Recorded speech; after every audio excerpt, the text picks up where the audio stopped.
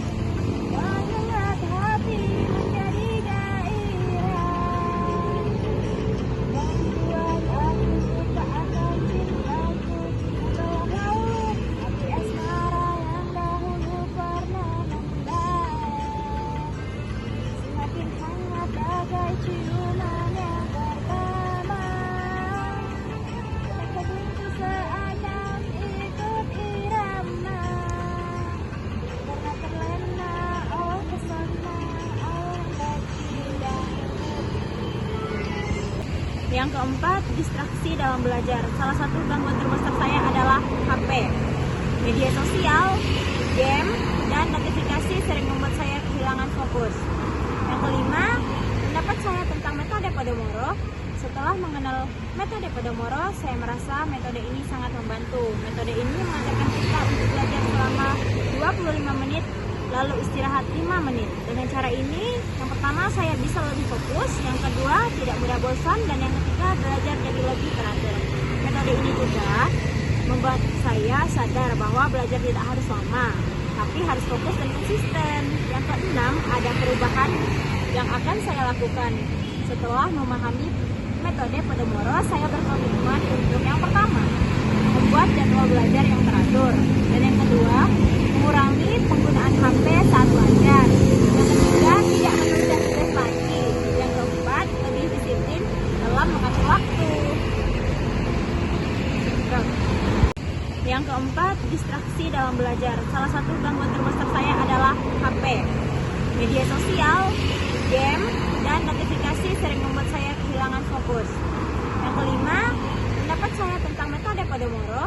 Setelah mengenal metode Pomodoro, saya merasa metode ini sangat membantu. Metode ini mengajarkan kita untuk belajar selama 25 menit, lalu istirahat 5 menit. Dengan cara ini, yang pertama saya bisa lebih fokus, yang kedua tidak mudah bosan, dan yang ketiga belajar jadi lebih teratur.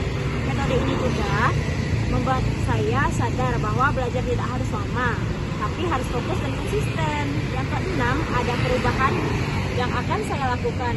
Setelah memahami metode Pomodoro, saya berkomitmen untuk yang pertama, membuat jadwal belajar yang teratur, dan yang kedua, mengurangi penggunaan HP saat belajar. Yang ketiga, tidak menunda stres lagi. Yang keempat, lebih disiplin dalam mengatur waktu.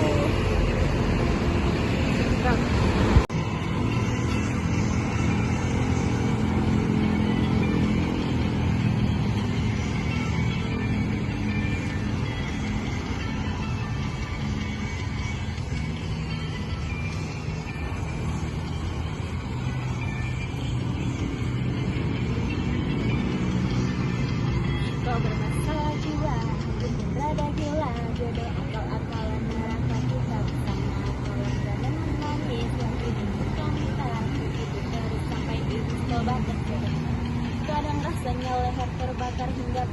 seperti aku hidup berpasangan dengan api. Berhenti ulani psikologi terapi. Aku isi bensin, kita coba lagi. Tapi sebelumnya sejuta sayang untukmu cinta. Karena aku pun bola panas juga. Kadang lebih atau sama parahnya. Ketika bicara tentang masa depan, aku pun bingung tak punya tebakan. Aku cinta untuk hidup dunia. Lihat kami menyanyikan ini bersama. Semoga hidup kita terus begini saja.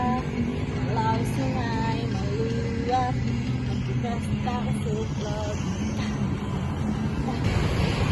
Dan yang terakhir ada refleksi kelompok, di mana yang pertama pelajaran dari kisah Arti. Dari kisah Arti kita belajar bahwa menunda pekerjaan hanya akan merugikan diri sendiri. Yang kedua, disiplin adalah kunci keberhasilan. Dan yang ketiga, ada perubahan yang bisa berdampak besar. Yang kedua, penerapan Podomoro dalam kehidupan mahasiswa, di mana metode Podomoro diterapkan dengan pertama, membagi waktu belajar menjadi sesi fokus. Yang kedua, menghindari distraksi saat belajar. Dan yang ketiga, mengatur prioritas tugas. Dengan cara ini, mahasiswa lebih produktif dan tidak mudah stres. Dan yang ketiga, penerapan dalam dunia kerja, di mana dalam dunia kerja metode ini sangat berguna, yang dimana membantu menyelesaikan pekerjaan tepat waktu, meningkatkan fokus dan efisiensi, dan mengurangi burnout. Metode ini bisa membuat seseorang lebih profesional dan terorganisir. Dan ini adalah gimana sesi penutup. Dalam refleksi ini, saya menyadari bahwa masalah terbesar bukan pada tugas yang banyak, tapi pada cara saya mengatur waktu. Metode Podomoro memberikan solusi sederhana, tapi sangat efektif saat saya berharap ke depannya saya bisa menjadi pribadi yang lebih disiplin, produktif, dan siap menghadapi dunia kerja. Terima kasih. See you. Dan yang terakhir ada refleksi kelompok, di mana yang pertama pelajaran dari kisah Arti. Dari kisah Arti kita belajar bahwa menunda pekerjaan hanya akan merugikan diri sendiri. Yang kedua, disiplin adalah kunci keberhasilan. Dan yang ketiga, ada perubahan yang bisa berdampak besar. Yang kedua, penerapan Podomoro dalam kehidupan mahasiswa, di mana metode Podomoro diterapkan dengan pertama, membagi waktu belajar menjadi sesi fokus. Yang kedua, menghindari distraksi saat belajar. Dan yang ketiga, mengatur prioritas tugas. Dengan cara ini, mahasiswa lebih produktif dan tidak mudah stres. Dan yang ketiga, penerapan dalam dunia kerja, di mana dalam dunia kerja metode ini sangat berguna, yang dimana membantu menyelesaikan pekerjaan tepat waktu, meningkatkan fokus dan efisiensi, dan mengurangi burnout. Metode ini bisa membuat seseorang lebih profesional dan terorganisir.